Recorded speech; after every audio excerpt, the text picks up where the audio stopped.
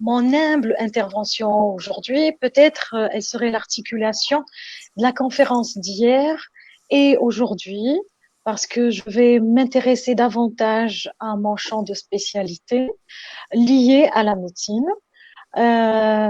Tout dans le contexte, bien sûr, qui traite et qui respecte le développement durable, comme il était dans l'intitulé de cette table ronde. Je vais profiter pour faire beaucoup de marketing par rapport à ma spécialité. Vous le savez d'ailleurs autant que moi, si ce n'est pas plus, que les sciences humaines et sociales trouvent énormément de difficultés à s'intégrer dans les facultés de médecine dentaire et leur position n'est pas aussi avérée, il n'est pas aussi prisé qu'on l'aurait souhaité. Donc, pour moi, je vais utiliser une politique marketeère aujourd'hui pour défendre et malheureusement, nous sommes toujours dans la défense de l'identité et l'utilité des sciences humaines et sociales à l'intérieur d'un domaine de recherche qui s'intéresse à la médecine. Alors, par rapport au développement durable dont il est question aujourd'hui, c'est une question essentielle dans la gestion de la survie de la planète et la sauvegarde de l'environnement. Alors, il s'inscrit de plus en plus dans un cadre de politique pluridisciplinaire avec des percussions sur les sphères à la fois économiques, sociales, culturelles, qui tendent tous à la fois à améliorer la qualité de vie de la communauté internationale.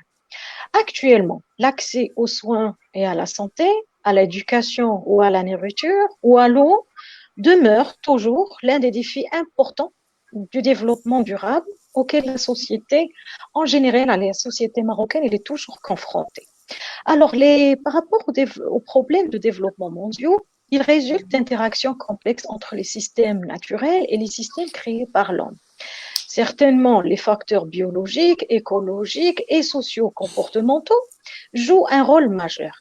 Certaines composantes et tendances sont particulièrement importantes dans la dynamique de la population, sa mobilité, l'immigration, l'industrialisation, l'énergie, l'environnement, le comportement social également. Alors tout ceci fait que, naguère, le médecin vit dans un contexte particulier et distingué par la hausse de son niveau technique, certes.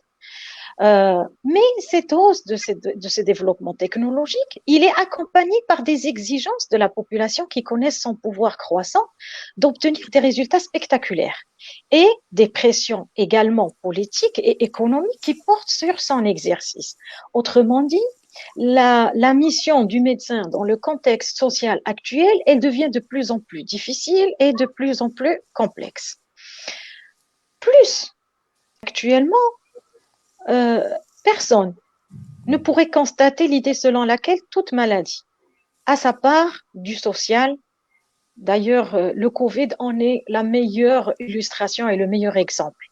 La maladie et la santé ont longuement relevé d'une évidence exclusivement organique, malheureusement, et du seul registre d'interprétation médicale.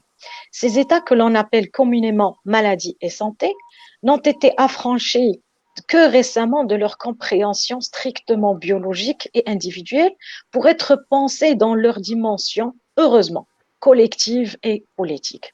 La recherche en sciences humaines et sociales dont on s'intéresse aujourd'hui dans cette conférence, elles viennent éveiller la curiosité des chercheurs et les aident à décentrer leurs réflexions et à modifier leur angle de vue sur le métier de médecin. Selon le professeur Evans, les sciences humaines et sociales en médecine apportent une dimension existentielle et sensible aux sciences médicales et aux questionnements complexes que suscitent santé, maladie, souffrance et handicap. Il est vrai qu'à la différence des médecins de l'Antiquité, les praticiens d'aujourd'hui disposent de beaucoup de moyens, d'instruments performants qui peuvent faire pratiquer des analyses de tissus, des urines, regarder à l'intérieur du corps grâce à l'échographie, la radiologie.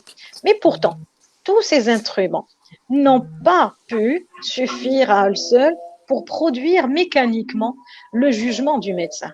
Et pour cause, il a affaire à la fois à des maladies génériques, comme le chercheur en laboratoire, mais également à des individus malades, tous différents l'un des autres. Il n'y a donc aucune raison de se priver de cette autre source irremplaçable d'informations sur l'individu.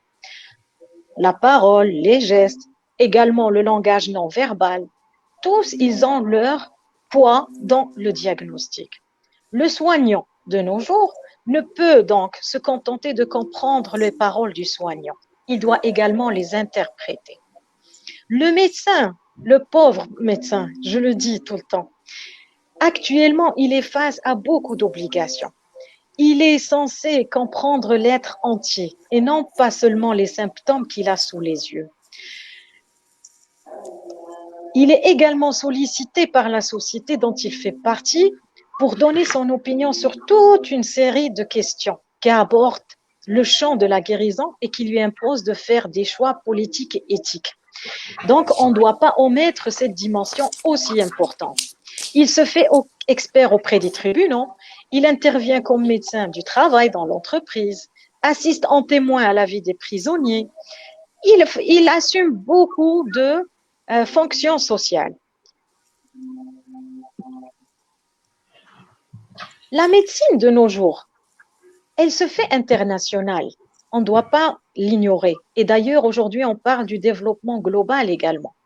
Or, les différentes cultures ne construisent pas la même image du corps, n'attribuent pas la même signification à ces différents membres, ne